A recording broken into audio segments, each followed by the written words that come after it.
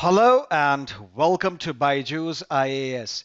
Let's get started with the analysis of today's The Hindu newspaper, beginning with a news item on page number 1 of the Delhi edition of The Hindu relevant for GS paper 2. Union Minister of Micro, Small and Medium Enterprises, Mr. Narayan Rane, was arrested by the Maharashtra State Police. Later, he was released on bail. Mr. Rane is also a Rajya Sabha member. Why was he arrested?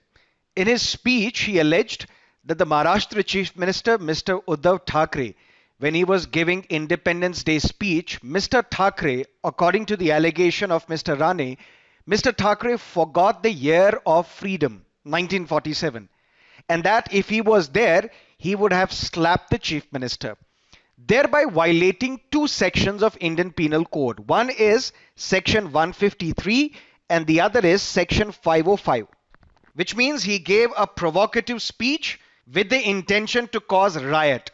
Whether rioting was committed or not doesn't matter, but his speech was provocative with the intent of causing a riot according to the police. That's why he was arrested. And his statement amounts to public mischief. That is why Mr. Rane was arrested, but later on was released on bail as well. The year was 2001, when two union ministers, Murasoli Maran and T.R. Balu, they were arrested by the Chennai police. And now 20 years later, another union minister has been arrested by a state police. But Mr. Rane is also a Rajya Sabha member, and as a parliamentarian, he enjoys certain privileges. Privileges such as the monsoon session just concluded, 40 days prior to the session, which is the monsoon session, during the monsoon session, and 40 days after the monsoon session. Mr. Rane could not have been arrested, but in a civil case. That means this protection from arrest, which is a privilege of a member of the parliament, it is available in civil cases. It is not available in contempt of court cases. It is not available in criminal cases. That is why Mr. Rane could be arrested. But since Mr. Rane is a Rajya Sabha member, the chairperson of Rajya Sabha, the Vice President of India, needed to be intimated. Similarly, if a member of Lok Sabha is to be arrested, the police or the magistrate who will order the arrest of an MP of Lok Sabha, they will have to intimate the Speaker of the Lok Sabha as well. These are the privileges available with members of the Parliament. That is what you need to understand from this newspaper article. Now let's look at another news on the same page number 1 of the Delhi edition of the Hindu, again relevant for GS paper 2. Two notifications were issued by the Haryana government. One was in the year 2016 and the other was in the year 2018. These two notifications classified the backward classes only on the basis of the economic criteria. The notification said anyone earning above 6 lakhs per annum will be treated as part of the creamy layer, and if you are part of the creamy layer, no reservation benefit is available to you. The Supreme Court quashed both these notifications, directed the state that you will have to issue fresh notification within 3 months. Why? Because both these notifications violate the judgment of the Supreme Court in Indra Sani versus Union of India 1992. Because in 1992 judgment, Supreme Court upheld the reservation for OBCs in government jobs. But the Supreme Court said those belonging to the creamy layer within the OBC group, they will not be entitled to any reservation benefit. But how do we identify who all are part of the creamy layer? Supreme Court had said that economic criteria is not the only ground for determining who is socially and educationally backward, who belongs to this creamy layer. The court had said that creamy layer would also include persons from backward classes, but those who are part of IAS, IPS, All India services, because they have reached higher level of social advancement and economic status, thereby they will not be entitled to any reservation benefit. They will not be treated as backward. So only economic criteria will not be the basis for determining who all are part of the creamy layer. the social advancement, the higher employment in government services, they will also play a role in determining whether a person belongs to the creamy layer or whether a person could be denied quota benefits, reservation benefits. But since these two notifications issued by the Haryana government only classified backward classes on the basis of economic criteria, both these notifications were quashed by the Supreme Court, saying economic criteria alone will not determine who is part of the creamy layer. That is what you need to understand from this newspaper article. Now let's look at one editorial and two columns from today's The Hindu newspaper. First one, caste counts. There is a demand for a caste census in India. A delegation from Bihar yesterday met the Honorable Prime Minister Mr. Modi asking for a caste census in this country. There are some sections of the society who are in favor of having a caste census, and there are others who are against. Those who are in favor, they say, effective governance requires data on those who are to be governed. So if we are governing the people, we should have the data about the people we are governing, which includes caste groups. That is why there is a need for a caste census in India. Those who are against, they say if caste census is conducted, it will reinforce caste system. It will widen the hostility between the caste groups. Let's look at pre-independent India. From 1881 to 1931, whenever census exercise was conducted in India, all caste groups were enumerated. That means all the census exercises conducted every 10 years till the year 1931, it published caste data on SCs, on STs, on other castes as well. In fact, this caste data was collected in 1941 as well, but it was not published. And after the independence, since 1951 till 2011, we have been publishing data on castes, but only related to SCs and STs, not on other castes. Now there is a demand that all castes should be enumerated in the census exercise of 2021. Does that mean we have no idea about the population of OBCs, other backward classes in this country? No. There are various government surveys which have been conducted. For example, by National Sample Survey Office, National Family Health Survey. They collect data on the broad share of SCs, STs, and other backward classes as well. But please understand, these are only surveys. Surveys are different from census. Census is the enumeration of every person in the country. While as these surveys, they look at the sample.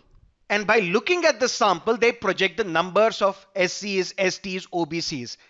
But surveys, they are not 100% accurate. They're only based on sample size.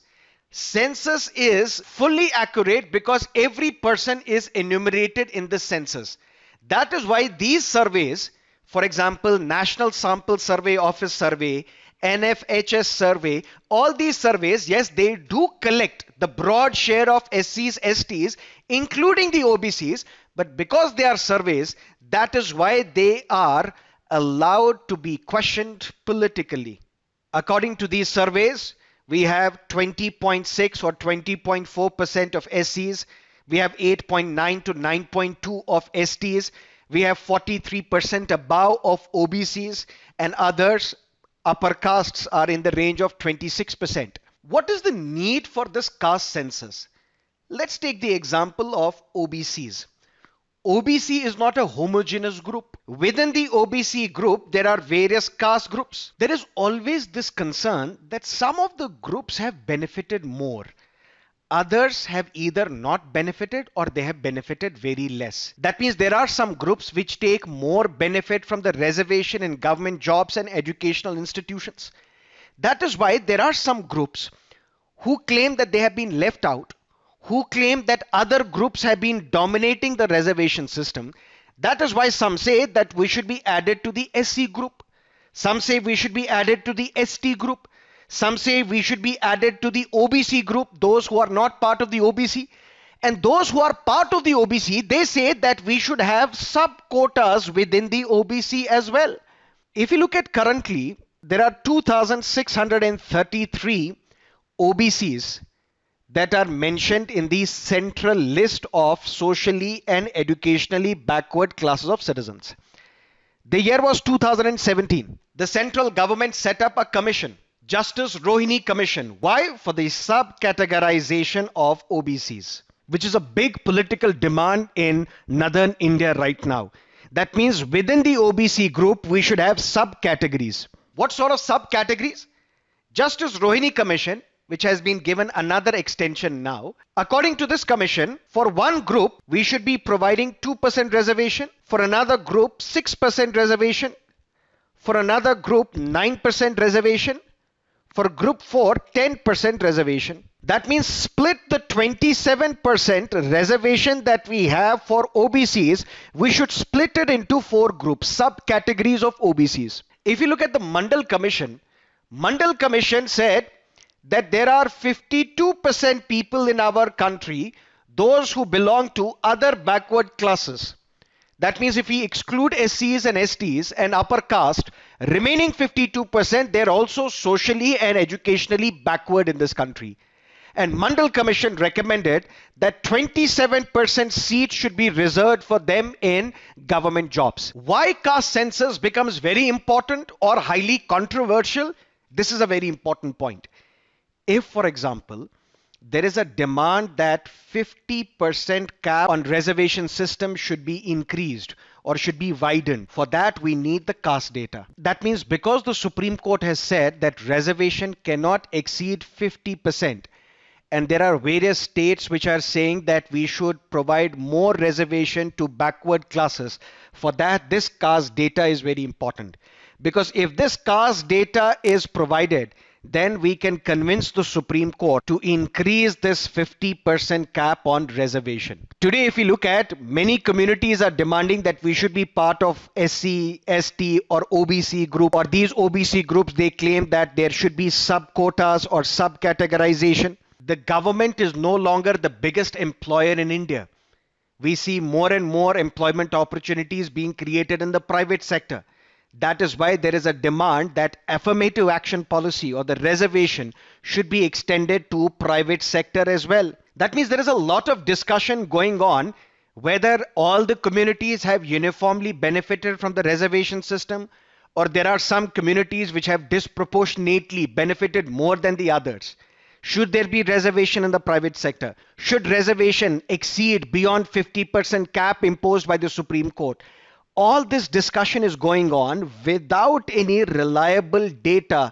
And to have this reliable data, we should have caste census in this country. But this caste census should not be based on the political considerations. For example, if Census 2021 conducts caste-wise enumeration as well, and there we find out that there are some dominant groups, for example, Yadavs in North India, in UP and Bihar particularly, those, according to some critics, they have benefited disproportionately than the other caste groups. That means, based on this data, there can be reduction of benefits for these Yadavs, and this will lead to a political disruption in North India. But if we need a just India, a united India, a fair India, this can only be possible if reliable data is provided, if reliable data is known. And for that, we need caste census. That is what you need to understand from this column. Now let's look at another column.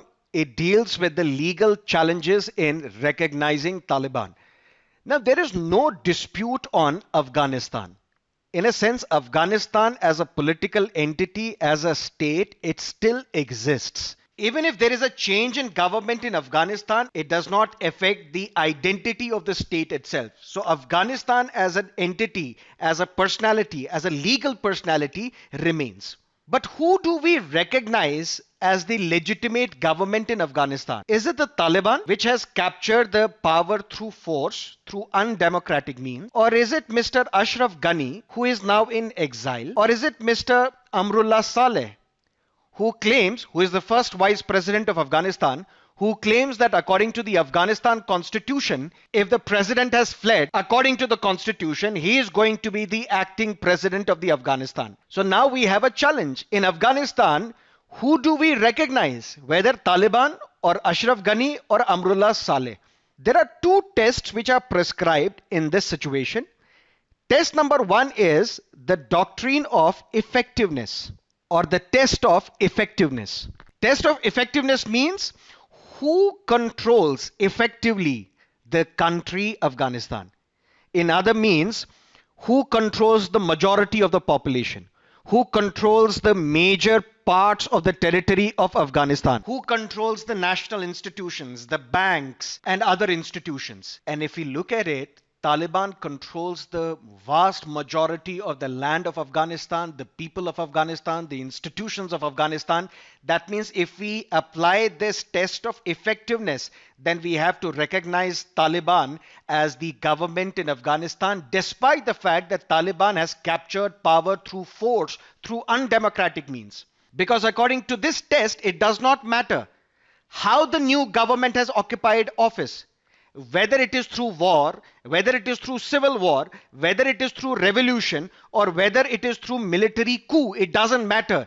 Since the test of effectiveness is that Taliban effectively controls the vast majority of Afghanistan as well as its institutions, that means Taliban is the government in Afghanistan. But then there is another test which competes with this test of effectiveness, and that is the test of legitimacy. What if tomorrow Mr. Ashraf Ghani, he sets up a government in exile in UAE? According to this test of legitimacy, we should be recognizing this Ashraf Ghani's government in exile. For example, many countries have recognized Yemen's Abdrabu Mansour Hadi's government in exile since the year 2015 because the rebels, the separatists, they acquired power in Yemen but through illegal means, through undemocratic means. So there are these two tests which compete with each other, test of effectiveness and the test of legitimacy. What are the options available with India? According to this column, India should recognize Taliban, not because it is legitimate, but because it is the de facto power authority in Afghanistan. So India may say that Taliban is not the legitimate government in Afghanistan, but since they control the vast majority of the area population of Afghanistan, that means by the fact of it, de facto, Taliban is the government in Afghanistan, and we will recognize Taliban because it is a de facto government in Afghanistan.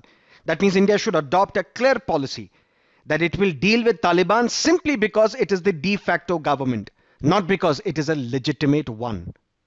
Now let's look at the last column, the ugly face of a crime-fighting move. The year was 2017. A 9-judge constitution bench of the Supreme Court in K.S. Puttaswamy versus Union of India said right to privacy is a fundamental right. Let's look at Article 21. It says that the state shall not deprive an individual of his right to life and personal liberty except according to the procedure established by law. Which means fundamental rights are not absolute. There are reasonable restrictions. 2017, a 9-judge bench of the Supreme Court said right to privacy is a fundamental right. But fundamental rights are not absolute. Reasonable restrictions can be imposed on fundamental rights. For example, Article 21, under which Supreme Court said right to privacy is a fundamental right. This fundamental right can be violated on the grounds of procedure established by law. 1 year later, Supreme Court said Aadhaar is constitutional. But how can we violate privacy? For that, the court has said that there should be 4 conditions. Number 1, if privacy is to be violated, for that we need a law. That means law should authorize the interference with the privacy of an individual. And there should be a need, a legitimate state interest to interfere with the privacy of an individual. And at the same time, this measure should be proportionate, and at the same time it should be least intrusive as well. How? Let's say, for example, Aadhaar takes our biometric information, for example iris scan, for example fingerprints.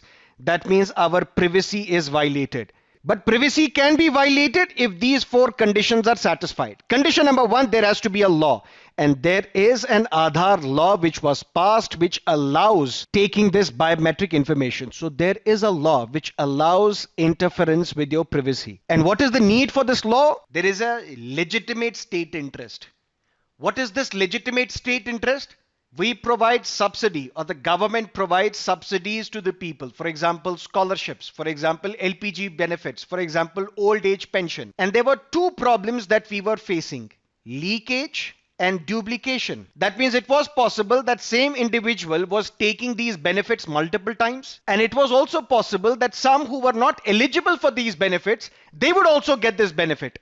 That is why we need an authentic system. We need a foolproof system in the form of biometrics, where we can use the iris scan, we can use the fingerprints to ensure the identity of an individual. And once we ensure the identity of an individual, there will be no leakage, there will be no duplication. So there is a legitimate state interest that the government should take biometric information, should interfere with the privacy of an individual, and this is the need of the state. That means, yes, Aadhaar on the face of it violates privacy, but Aadhaar is justified. Why?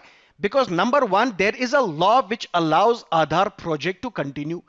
Number two, there is a need for this law. There is a legitimate state interest to collect this biometric information. But then this measure adopted should also be proportionate. Proportionate in the sense, let's say for example, we have a mosquito. This mosquito should be killed. There are various options available for killing this mosquito. We can use a mosquito repellent. We can use a mosquito repellent bat. We can use an IED as well. We can use an atom bomb as well. We can use a sledgehammer as well. That means there are various options that are available with us to kill this mosquito. But we have to adopt a more proportionate option, which means we can use a mosquito repellent because it is proportionate to our interest, which is to kill a mosquito. We cannot be using an IED blast or a hydrogen bomb or an atom bomb to kill this mosquito. And at the same time, it should be the least intrusive one. And this national automated facial recognition system, it fails each of these tests according to the author. That is why they say this is unconstitutional. Why? Because this is something which was authorized by and approved by Cabinet Committee on Economic Affairs way back in the year 2009. That means this system, facial recognition system, it was not authorized by law. When it was not authorized by law, that means it is unconstitutional. Plus, yes, there is a need to deploy such systems. But for deploying such systems, the benefits should be greater. The benefits must outweigh the harm. But if we use the CCTV systems and we are scanning everybody, which means everybody is kept under surveillance, that means this system is not proportionate. And in absence of a strong data protection law, because we don't have a data protection law in this country, this is highly intrusive system. That is why the author says all these four tests have been violated by this national automated facial recognition system. But then what is this facial recognition system? To empower the Indian police with IT, with information technology, India has approved implementation of this national automated facial recognition system. But the authors say this system in India lacks adequate safeguards. What is this facial recognition? For example, your iPhone recognizes your face. And then because of this, your iPhone is unlocked.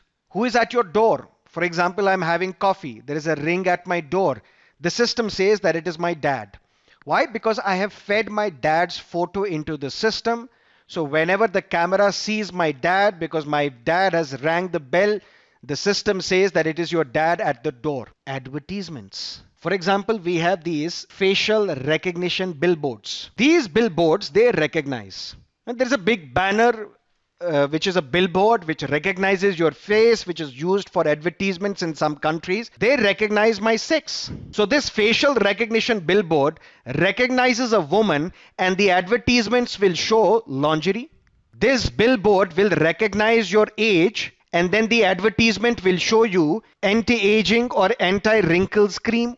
This billboard will recognize my mood and accordingly different ads will be served at me. This is like what George Orwell said in 1984, his classic novel 1984, Big Brother is watching you. China uses facial recognition to track, to control the Uyghur Muslims. For example, China monitors the expressions of students inside the class to judge whether they are paying attention or not. But how does this system work? Computer, for example, it has to first learn what a face is. This is what we call face detection step. How does a computer learn what a face is? This can be done by training an algorithm. An algorithm, which is usually a deep neural network. If you are an engineering student, you would understand what I'm saying. Each time an algorithm is presented with an image, and then this algorithm estimates by looking at this image, by scanning this image, where a face is. Initially it is problematic, but then you are training this algorithm. That's what we call training of this algorithm, and eventually algorithm masters the art of spotting a face. So first step is face detection. We have to first detect that in this image where the face is. So let's say, for example, there is a protest outside the parliament. There are a lot of images. These images are fed to the system. The algorithm, the computer algorithm, will have to first identify where the face is, because face is the key in identification. This is what we call face detection step. Then there is something called recognition. Now the algorithm has identified where the face is, but now the algorithm has to recognize whose face is this. And it recognizes by measuring distance between the eyes and the cheekbones, for example. Eyes and nose, eyes and mouth. What is the shape of the cheekbone? What is the shape of the lips? What is the distance from forehead to chin? All this is measured and it leads to something called face print. That means the next step is creating this unique code. That is what we call a face print. And for example, if it is used in India, we have something called CCTNS, Crime and Criminal Tracking Network and Systems. For example, if I'm arrested and then inside the police station, I have to hold a placard saying this is my name, my age is this, and a photograph is taken. Then this photograph is fed to this CCTNS. Criminals, those who are under the watch list, that means those who are liable to commit these crimes, their information is fed to this CCTNS database. Then what is the impact? A murder has been committed, theft has been committed, or any crime has been committed, or a terror activity has been committed. Now the CCTV image will capture the image of a terrorist, of a criminal, and because of this, what will happen? Now we will feed the CCTV image to this computer algorithm.